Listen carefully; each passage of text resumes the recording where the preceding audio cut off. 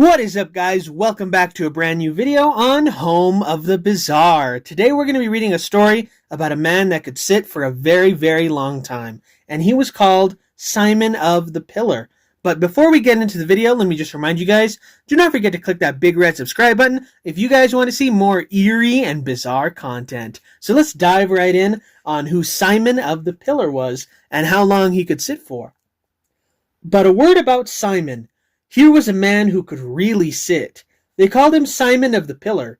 Maybe he was a forefather of the illustrious Simple Simon of nautical fame. But Simon could really sit.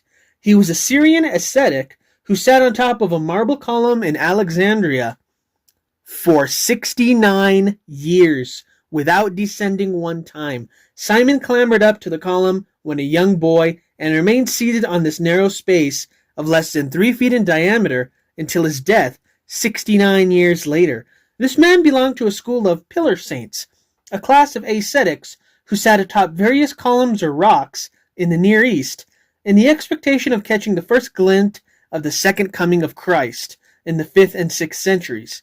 Saint Simon the Elder, who was the subject of Tennyson's Saint Simon Stylites, spent 37 years sitting on top of a column, but Saint Simon the Younger was the one that remained aloft for 69 years. And those are the two that are best known.